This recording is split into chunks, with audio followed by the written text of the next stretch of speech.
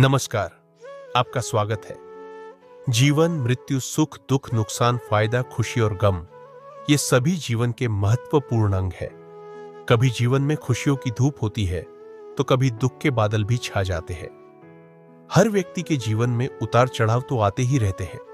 ये सब समय चक्र के कारण होता है। समय से बलवान और कुछ भी नहीं। समय के आगे सब झुक जाते हैं। आपने अपनी जिंदगी में भी कई सारे व्यक्तियों को अर्श से, फर्श पर और रंग से राजा बनते भी देखा होगा। समय वो हथियार है जिसका घाव तेज होता है, कोई उसे भर नहीं सकता। पर हम कैसे जान सकते हैं कि हमारे समय चक्र का दौर कैसा होने वाला है?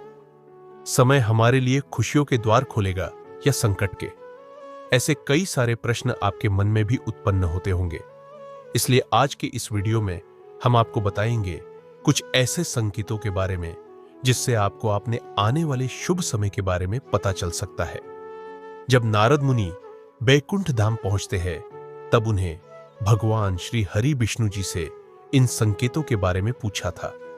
तो श्री हरि विष्णु जी ने उन्हें बताया कि वे स्वयं मनुष्य के पास कुछ ऐसे संकेत पहुंचाते हैं जिनसे वो अपने आने वाले समय के बारे में जान सकते हैं।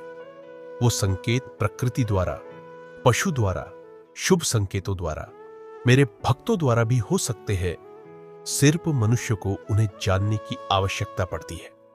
तो आइए आपको बताते हैं उन संकेतों के बारे में जो स्वयं भगवान विष्णु ने बताए हैं। पर उससे पहले अगर आपने चैनल को सब्सक्राइब नहीं किया है तो इसे सब्सक्राइब कर लीजिए ताकि आप जानकारी वीडियो देख सके। पहला संकेत, अगर आपके आंख ब्रह्म मुहूर्त में खुले और आपको ईश्वर का स्मरण हो जाए, क्या आपको ऐसा प्रतीत हो जैसे आपको कोई किसी दिशा के ओर ले जा रहा है, तो समझ जाए आपके लिए कामयाबी के नए द्वार खुलने वाले हैं। आपको अपनी जीवन की योग्य राह मिलने वाली है जिस पर ईश्वर स्वयं आपका समर्थन करेंगे। अगर आपके भी आंख ब्रह्म मुहूर्त पर खुलती है तो हमें कमेंट में अवश्य बताएं दूसरा संकेत। आपने अगर महसूस किया हो तो कई बार आपका मन बिना कारण ही प्रसन्न रहता है। आपका चेहरा खिला हुआ मुस्कान से भरा हुआ रहता है। आप क्रोध से परे हो जाते हैं। ये संकेत दर्शाते हैं कि आपके जीवन में खुशियों की दस्तक होने वाली है जिसे आप सदैव ही प्रफुल्लित रहेंगे। ऐसे समय में हम जिस चीज के बारे में सोचते भी नहीं है, उस चीज के बारे में हमें खुशखबरी मिल जाती है। हमारे मन के अंदर ईश्वर वास करते हैं। इसलिए मन का प्रश्न रहना सबसे बड़ा शुभ संकेत माना जाता है। क्या आपको भी कभी ऐसा महसूस हुआ है?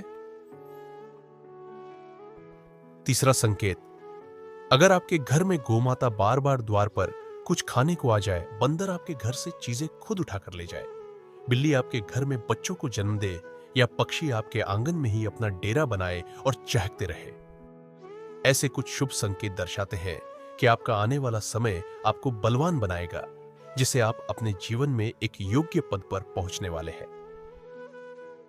चौथा संकेत, छोटे बच्चों में ईश्वर खुद बसते हैं, ऐसा हम सभी मानते हैं। अगर कोई छोटी कन्या या शिशु आपको देखकर बार बार मुस्कुराए, या आपके घर में उनका आगमन हो, या वे आपके आंगन में खुशी से खेले, तो यह बहुत ही शुभ संकेत माना जाता है। आपका जीवन भी मुस्कान और नई खुशियों से भरने वाला है और नए रिश्ते आपके जीवन में जुड़ने वाले हैं। ऐसे संकेत आपको ईश्वर की कृपा से ही प्राप्त हो रहे हैं। पांचवा संकेत, कई समय से चल रहे खर्चे, अगर आने वाले संकट टलने लग जाए और धन के नए स्रोत खोलने लग जाए, तो इन संकेतों से समझ जाइए कि आपका बुरा वक्त अब जाने वाला है और धन आपके घर जरूर टिकेगा और मां लक्ष्मी का आपके घर में आगमन होगा। छठा संकेत, पूजा की थाली में फूलमाला चंदन का गिरना, ईश्वर की मूर्ति आपको देखकर मुस्कुरा रही हो, ऐसा प्रतीत होना, घर में प्रिय अतिथियों का आगमन, घर में चांदी और सोने का आना, महिलाओं का बाएं आंख और पुरुषों का दाहिने आंख फड़कना बहुत शुभ माना जाता है।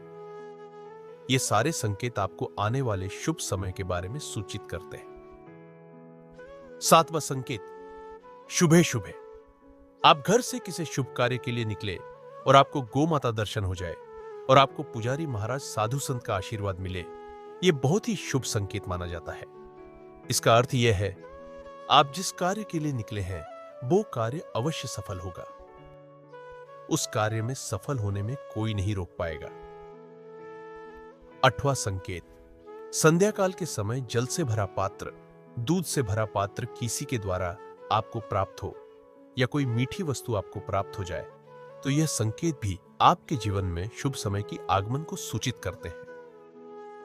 तो दोस्तों, ये थे वो कुछ संकेत जो मनुष्य को ईश्वर का कृपा प्राप्त होने का संकेत देते हैं। अगर आपको भी ऐसी संकेत मिलते हैं तो कमेंट में अवश्य बताएं। वीडियो पसंद आए तो लाइक करें, कमेंट में जय श्री कृष्ण अवश्य लिखें, साथ ही चैनल को सब्सक्राइब करें। धन्यवाद।